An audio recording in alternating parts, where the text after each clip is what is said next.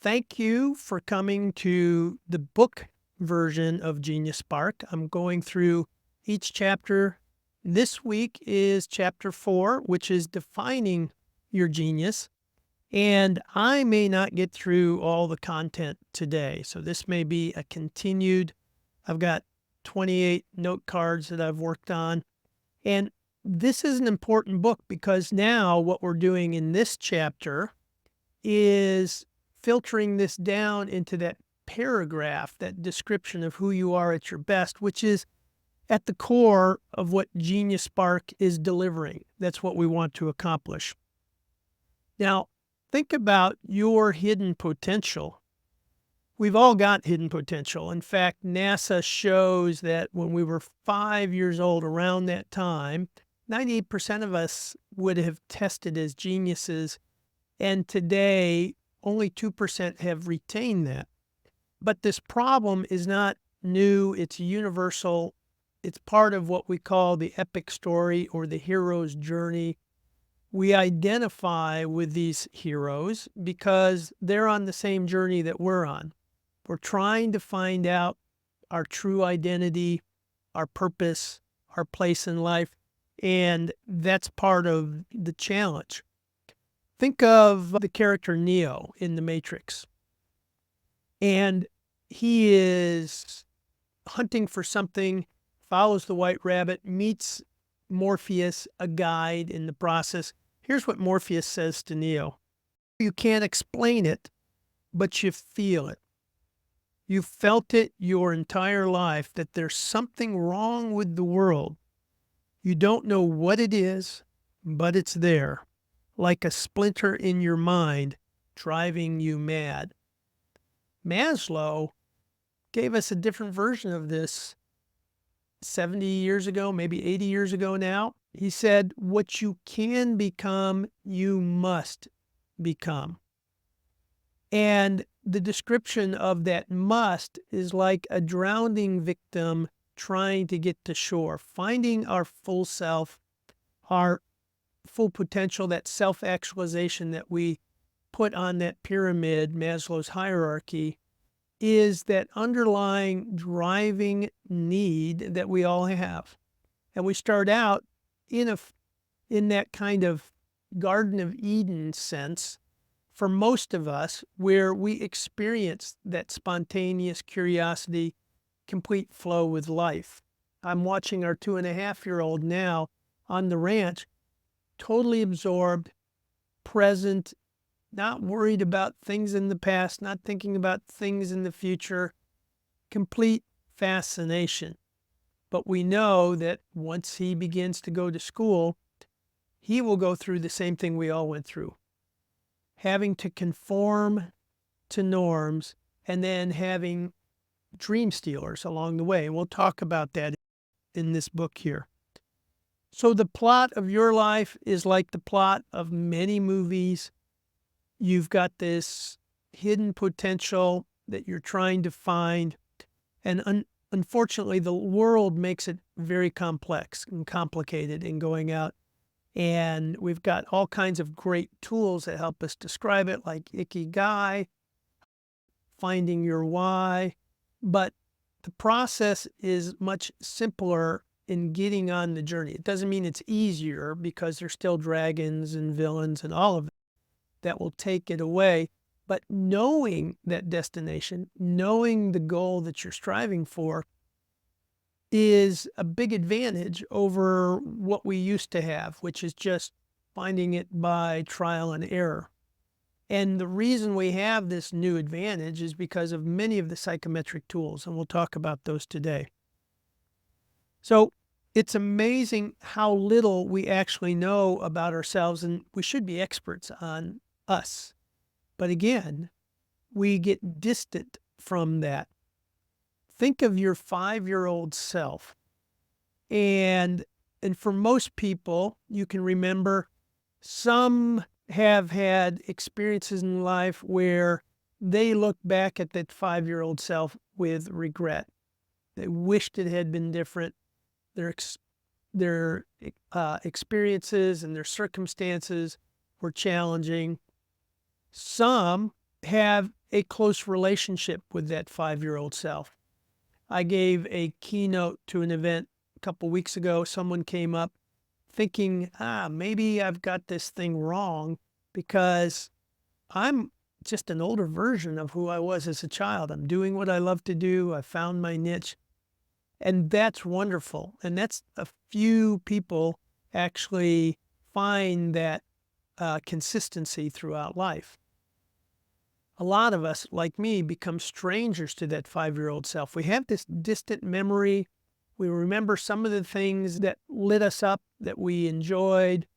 We remember some of those moments, but they're distant memories. And that's part of the journey for most of us, is to go back and understand what happened to those distant memories and uncover them again. The obvious gets hidden so often. And again, the two villains in our stories are the pressure to conform and dream stealers. Now, I'm going to go into Lily's story here because this is a story of dream stealers.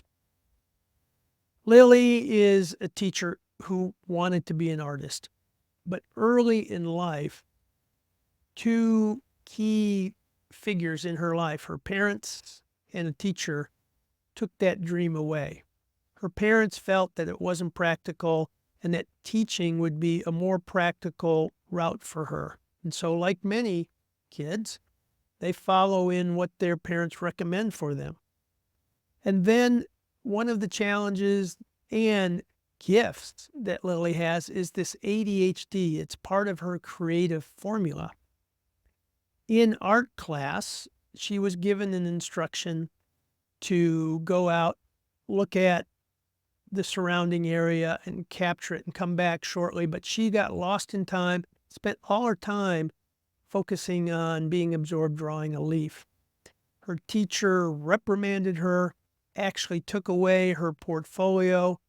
And so those two events were deep wounds. And she went the route of teaching, and her specialty is working with kids with autism. Now, she's got a very unique gift that I'll explain to you, but my son Tyler, who studied music at the University of North Texas, came to a similar crossroads, except my recommendation was different to him. When he got to his junior year and he was studying piano and composition, classical and jazz at the University of North Texas, he came to his conclusion that, Dad, I'm not sure I can make a living as a musician. Now, he's got limited knowledge of the world and the opportunities, but if he's looking at professional musician, he's probably not too far off because the average income for a professional musician is somewhere around $15,000. And he wanted to shift at that time to engineering. My recommendation to him was this: you're on this road to mastery. You're almost done. Put your whole heart and soul into being the best musician that you can be, because whatever comes future down the road, all of that discipline, that creativity, that different look at the world is going to be a unique advantage no matter where you go, whether it's in business or engineering. He's got 3 semesters to go in engineering. My hope is that he still keeps, and he still has, that love of music, and he stays passionate about that because that's his unique differentiation. So when we go back to Lily and a day in the life, working with these kids with autism, she shared with me her strengths, and I could see clearly how all of them were coming into play. She had this ability to see the uniqueness of each kid. So she didn't batch them like in so many schools and take them through a monolithic program, but she saw not only their unique strengths, but their unique beauty. She also was able to put herself in their shoes and feel the world, feel what they were feeling, even though they could not articulate it. She was creative and thought outside the box. So each child was given their own unique way of navigating and learning and developing. She was a voracious learner, curiosity, and she felt the world had purpose and meaning in it. Then came the disconnect in our conversations and coaching. When I would ask her what she loved, she says, "I love what I do. I love my kids, but I hate my job." And I'm trying to reconcile those because she loves all the things she's doing, but what turned out is she hated the idea of being a teacher and not living into what she thought an artist was. But everything she was looking for was right in front of her, except the wounds in her past were blinding her from what she was really doing.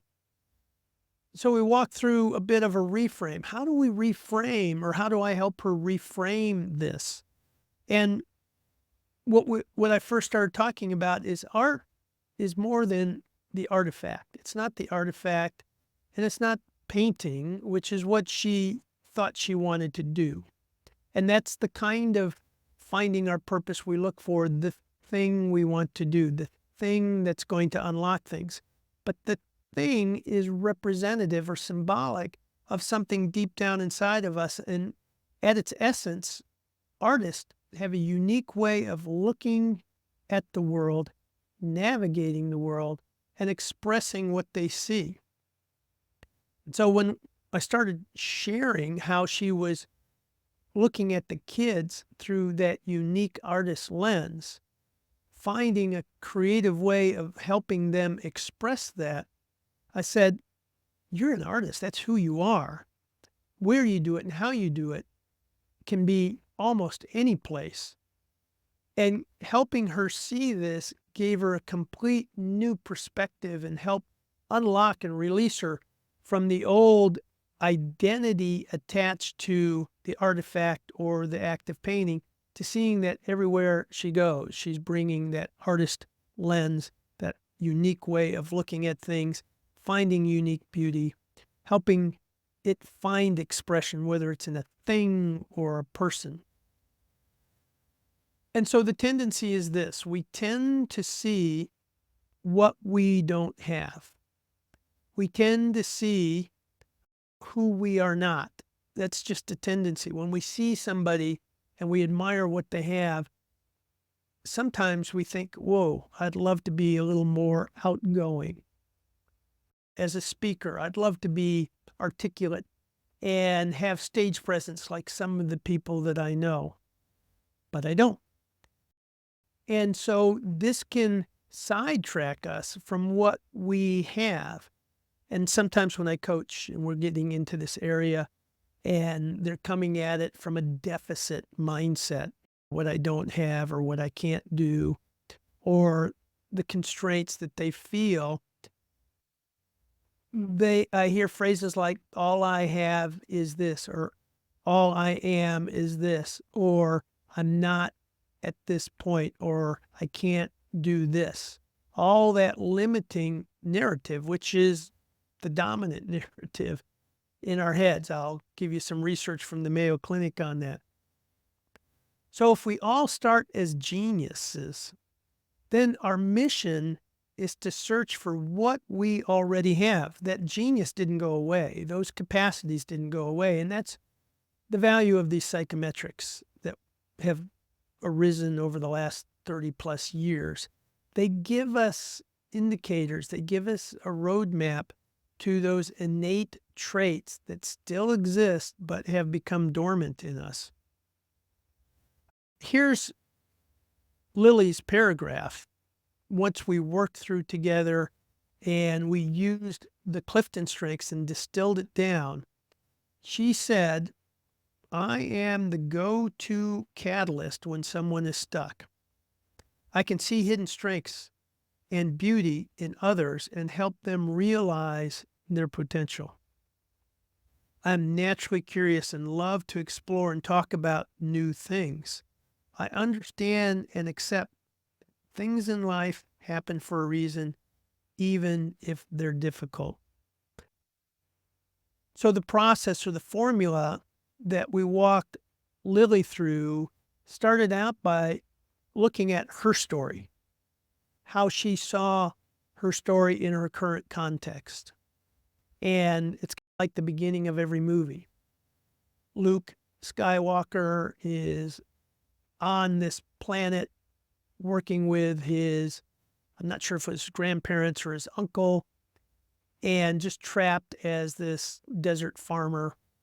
And then something shakes all that up, and he's off on a journey. But the journey is really about discovering his true potential and bringing that out.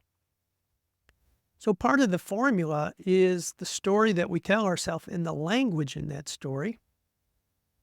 And once we shift that and take some evidence from an assessment and begin working with that language to personalize it to us, then what we begin to experience is insight.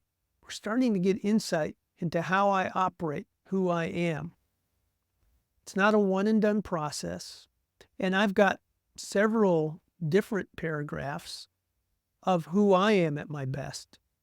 I've got one for 5 days of the week, plus I've got each of those paragraphs headlined.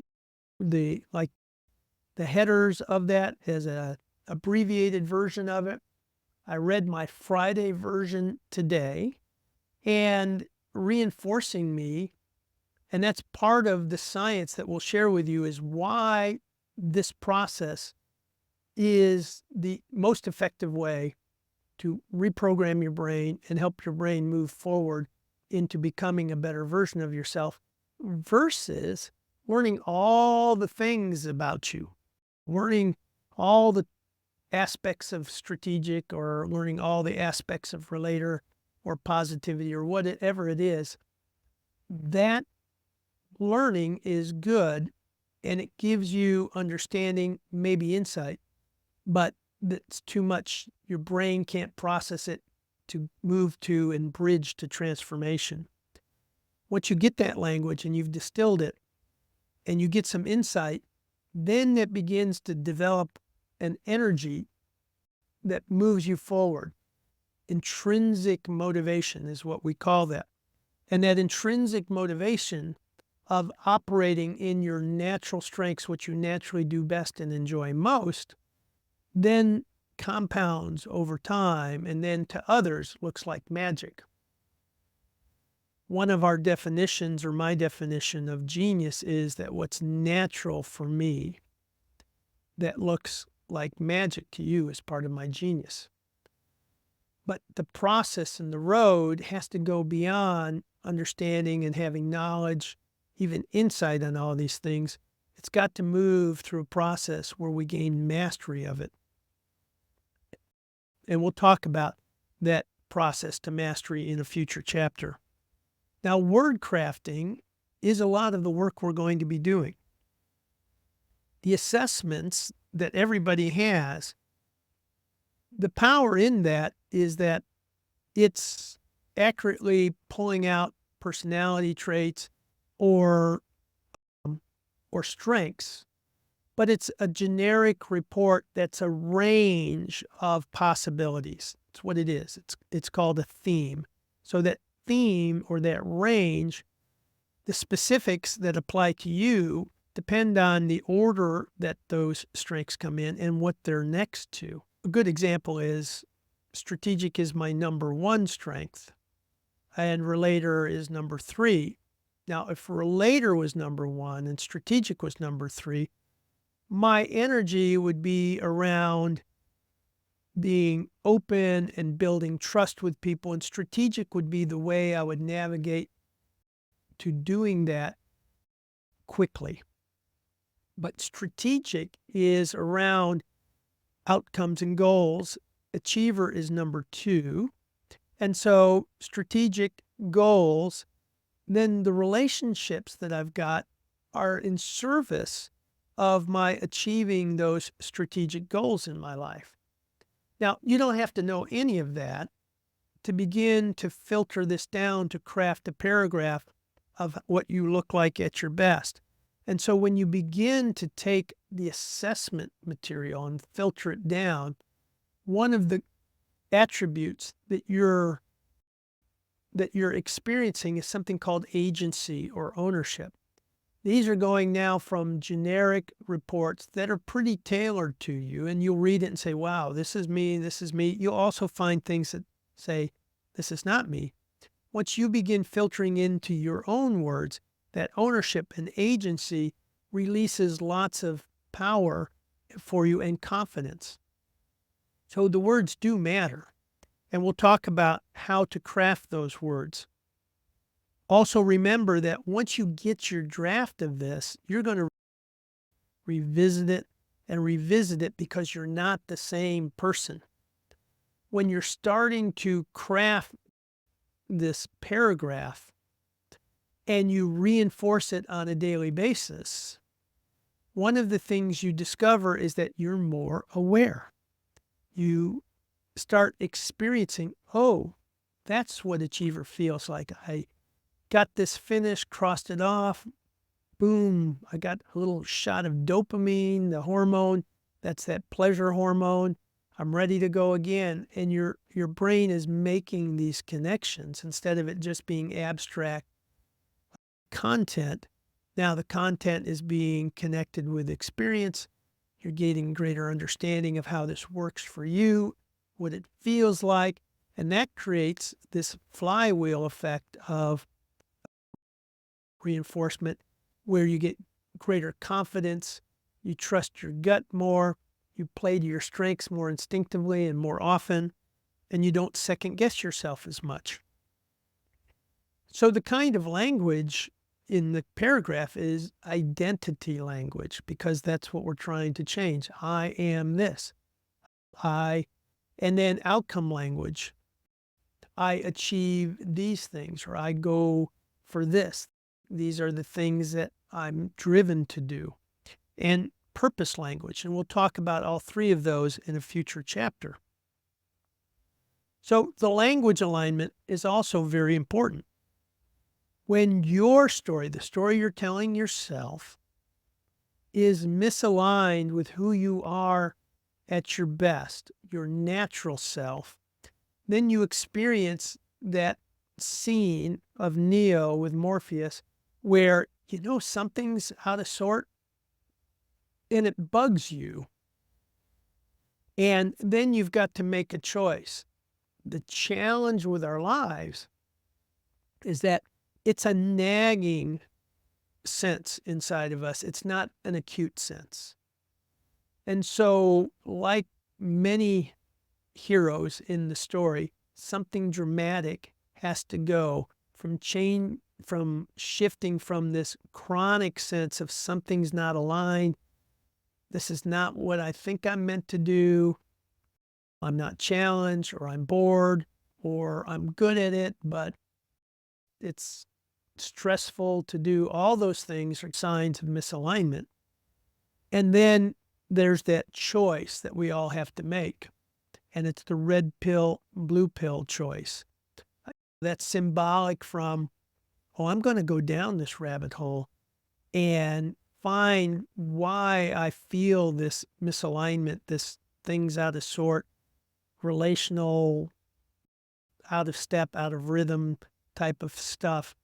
And I've shared my story before where all of this hit me. It became acute during the dot-com crash when I was successful, what I would call successfully normal. I had taken a new position in Dallas, so we moved from Virginia to Dallas, VP of sales, 10-year contract, should have retired, 10 years ago. 15 years ago. That did not happen, of course. And when the dot-com crash hit and our company lost 70% of its revenue, and the owner either was going to fire me or I had the choice of going back into commission sales. So I lost my salary and my buffer to zero. And then on the brink of bankruptcy, within a week of bankruptcy, at least 5 times. And then 50 pounds heavier than I am today, stressed out. That stress filtered all into the family, affected all the relationships. And so this was my wake-up call. This changed this chronic thing that, yes, I'm climbing the ladder, and yes, think I'm going after that brass ring of success, quote, for my family, for the future, all of this justification of doing this because of that. And it all came crashing in. And I had to look at, yeah, my life is pretty much a mess. And so that's when I found the book, Now Discover Your Strengths. It was published in 2000. That's when I took the assessment. That's when I looked at my story and then how I was wired and started going back in time, finding those moments when I felt I was in that sweet spot, living into my best self. And it was early in my career, and it was just a deluge of learning experience when I first became a project manager and going through dozens and dozens of projects in that fire hydrant mode of growth and learning. And then once I established that credibility, just started taking roles, not because of the challenge and the interest and using my strengths, but because they were the next logical step up the ladder.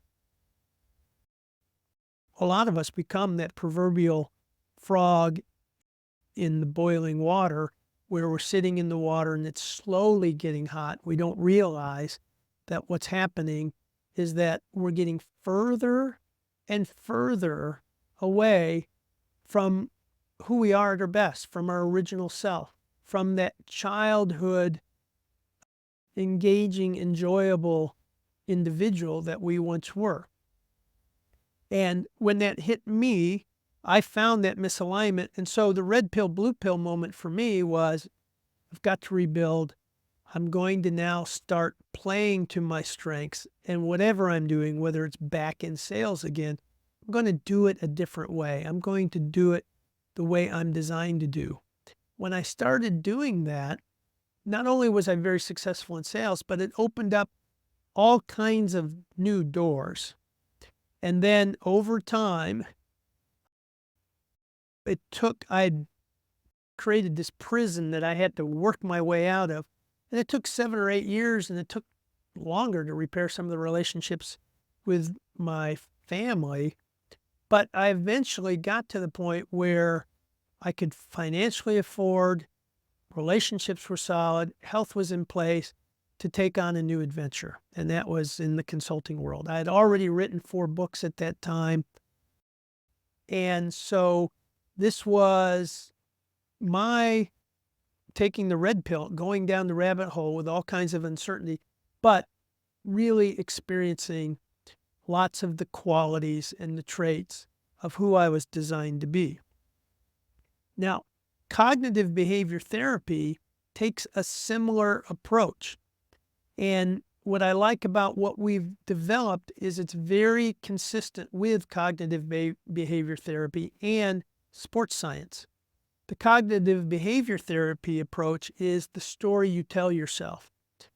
And so when you're in this stuck mode or you're in destructive behaviors, part of what cognitive behavior therapy will do is ask you, what's this story you're telling yourself, and is it working for you? Is it effective? And I will tell you that for most people that I start working with, their story's not effective for them. They're in this treadmill mode, they're stuck, or they're compensating, they're involved in unhealthy coping behaviors, whatever it is to deal with that misalignment. And that misalignment creates stress. Stress is cortisol, and you have to deal with that. So part of cognitive behavior therapy, or the paragraph, is a new story about who you are at your best. And it's not made up because it's built on the evidence of the assessments. Signs that you're misaligned are energy. You're drained, you're tired, you're stressed, or that you are aligned, engaged, energized, curious, open. So the work is a lot like archaeology to get there. once you start the process and you go down the rabbit hole, you're going to be dredging out evidence of who you were at your best. You're going to be getting rid of the debris that gets in the way of your seeing who that best self is. And that debris can be relationships, it can be mindsets, it can be habits, the things that get in the way. And then you begin uncovering deeper that doubt that you've lost confidence in that childhood genius that you once were, or you're uncertain that it'll be accepted or embraced or that you can succeed with it.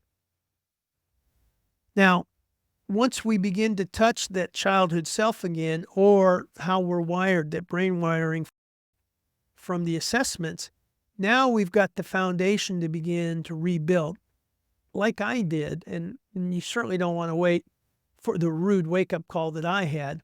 But it's common that people in their mid-40s up till 60 will begin to find and begin to ask those questions and find something out of alignment. It could be a health misalignment, relationship misalignment. It can be a boredom. I do this and I just wake up and I'm getting paid, so I feel like I'm in this trap. When we bought this property, River Rose, it's a historic little ranch. It's got a house that's 115 years old, built out of stone, petrified wood, and fossils. Our property is an area you can walk out in the property, dig up a little bit, and you'll find petrified wood or fossils. I hired a forensic title expert to help us get the history of it. And so when you begin digging, you find the original stories behind this property. And that's what you're going to do. You're going to do this archaeological forensic research on some of these original things that are part of your identity. And we found, one of the things we found, and we had a local expert come by, is that on one of the bluffs, the stone that's on that bluff was carved and broken off by Scottish masons in the 1800s and used for a courthouse. That's new information, and it makes part of this story unique on this property. Arrowheads along the way, especially in the creek. The creek on our property used to be a Comanche trail. And then going back to prehistoric times, the bluffs were about 20 foot high above the river. But you can see that at one point in time, where I am right now, looking over the bluff, was the shore of a massive water system.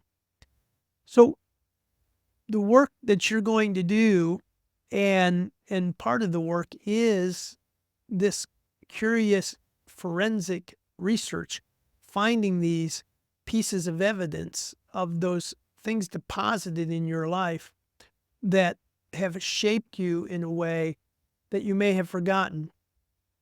One of those deposits in my life was my 8th grade teacher, Mr. Rubidoux.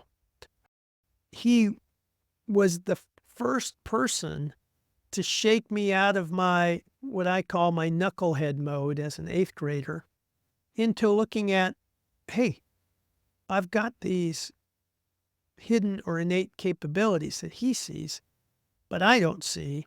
I wonder what that's all about. And it was just a curiosity, but it didn't really come to full birth until I hit that crisis moment during the dot-com crash.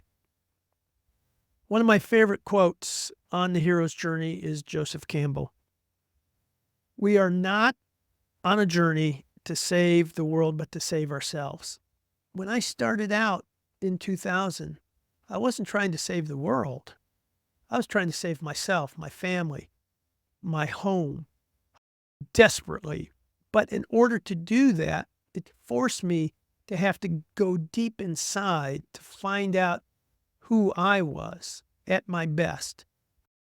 And through that crucible, come through and become a clearer version of what that is.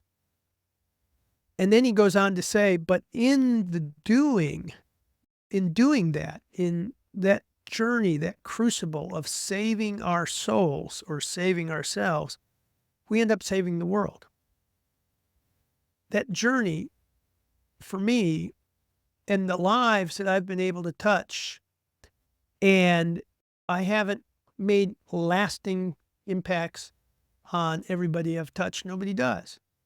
But I've worked with more than 19,000 people with their strengths. And they're individuals who reach out and tell me this little thing I said, or this conversation here, or that really changed my life trajectory, changed my outlook on life. That's part of what motivates me, is to be able to now provide that for others. But I didn't start out that way, and you won't either, because we're all out to save our souls to some degree. Joseph Campbell finishes that the influence of a vital person vitalizes. So that process of going and discovering yourself, Katniss Everdeen, Luke Skywalker, Captain America, all of these things, getting to who we are at our core and our life purpose, is energizing, rejuvenating, motivating. Right now, I'm 69 and a half. We bought this property in August of 2021. Lisa and I had to look at each other and say, are we ready to sign up for a 20-year project? Because that's literally what this is. For it to fulfill the vision that we felt, we asked the question, what's the best and highest purpose of this property? And we feel it's to make it a place where people find rest, rejuvenation, healing, peace, all of that. And that's what it's delivering for those who have come and visited.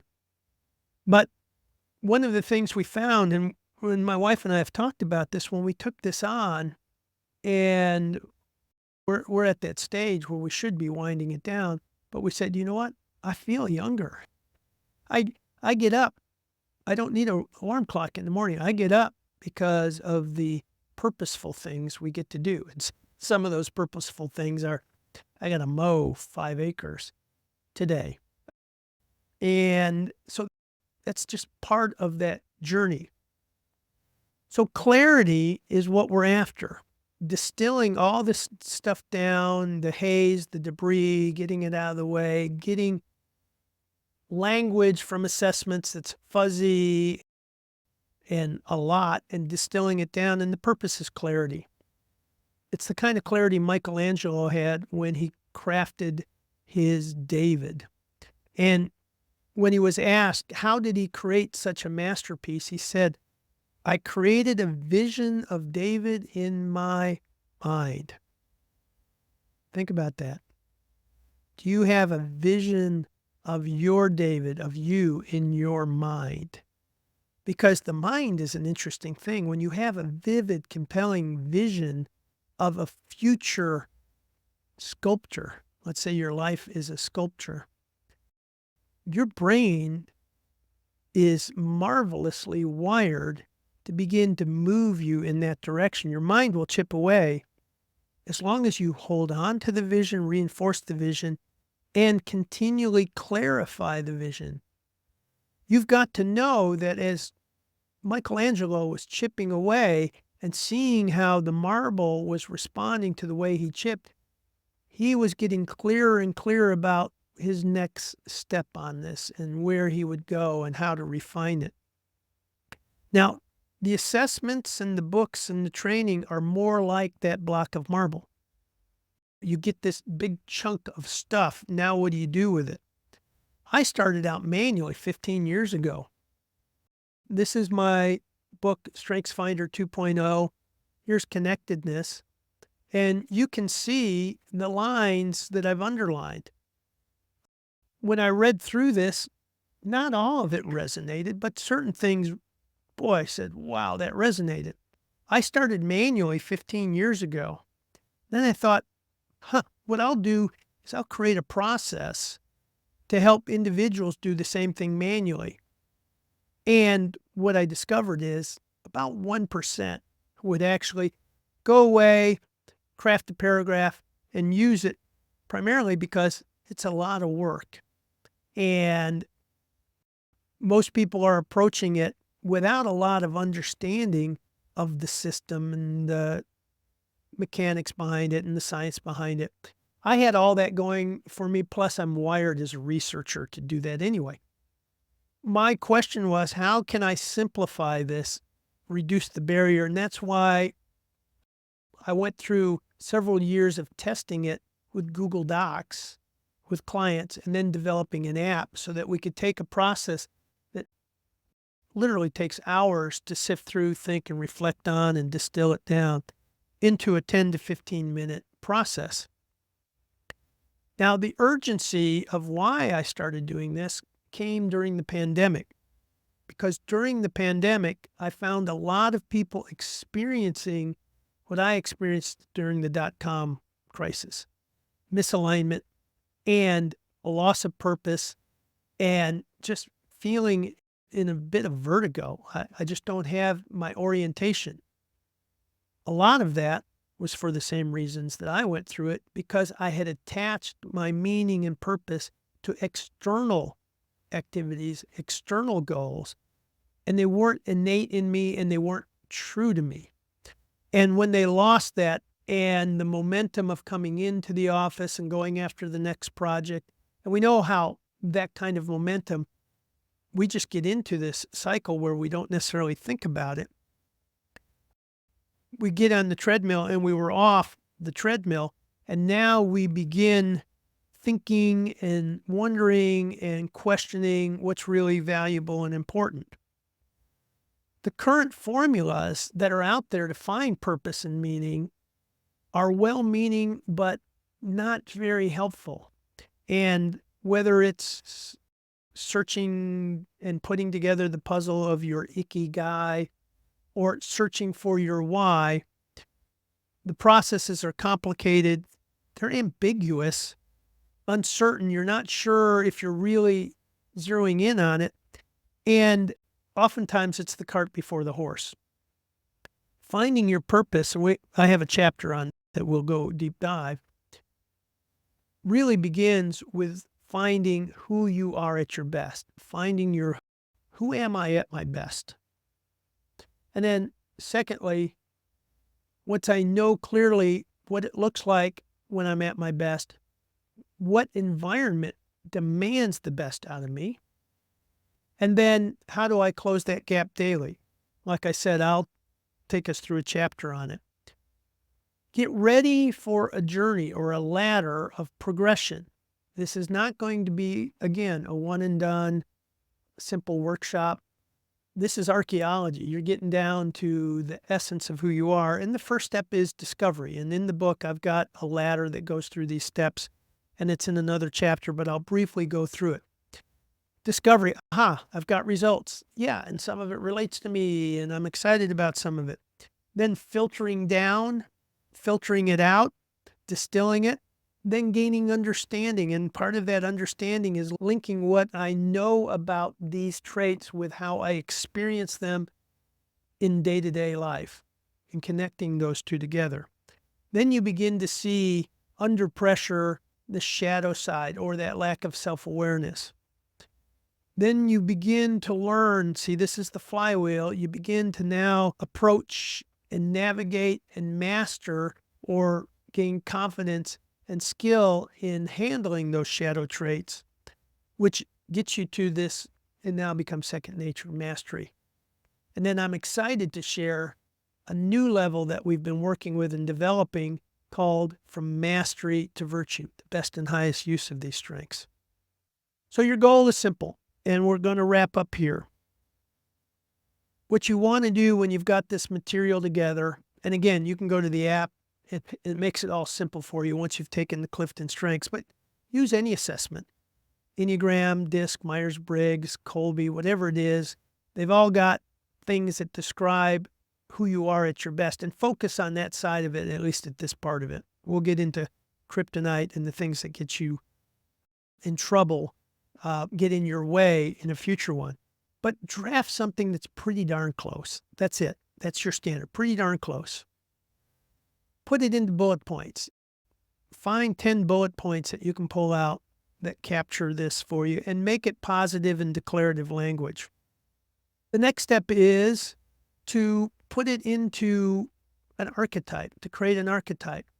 These patterns and these archetypes have been around in centuries, even in early centuries. Things like choleric, phlegmatic, sanguine, melancholy. That was a quadrant approach to looking at different kinds of personality traits. Carl Jung developed archetypes, and then that was developed by a school teacher and her mom into Myers-Briggs, the MBTI, 4 quadrants. Gallup has 4 quadrants. DISC has 4 quadrants. Our system has 4 quadrants. Whatever they are, begin to drop your strengths or your bullet points into those quadrants so you can begin to see a pattern. The simple way to divide these 4 quadrants are interpersonal strengths. We call those relating strengths. Social strengths, we call those motivating zone. Thoughtfulness, we call it thinking. And then action-oriented, we call it acting. The zones now become like a language for you and an energy field. And we'll pause at this point here, and I'll pick up on the archetypes and the zones in the next one to help you understand it. And in our language, we call these archetypes rings. They're a circle and there's patterns. And when you take 34 strengths and put them into the 4 quadrants, they create 15 different archetypes. And that's a good place for us to pick up next week. So part of what we reviewed today is looking at overcoming our limiting beliefs and the limiting stories in our head. The second part is looking at how do we create this vivid self-portrait. Understanding the power of words, and it's worth spending time on word crafting, putting that original self, reconnecting, doing that archaeological work to uncover that original self, that genius. And then we'll talk about how to use the portrait as a tool. So we've made a lot of progress. We'll continue on chapter 4, maybe dive into chapter 5 next time. My goal and my purpose in all of this is to make this so simple and easy that you can do most of this without any guidance, with just the guidance you're getting here. And even as a manager, that's our goal, because if you're not using this on a daily basis, then it's a waste of time and money. And that's either individually or as a team or an organization. We've got lots of tools that we've created to help you do that. And this is eventually going to be distilled into your own book club. So you can do your own book club with this as well. If you have any questions at all or ideas or stories, please share some of your stories. We call those from to stories. I went from this and stuck here, and this is the story I was telling myself, to this here. If we've helped you in any way, please let us know. We'd love to have that. Take care.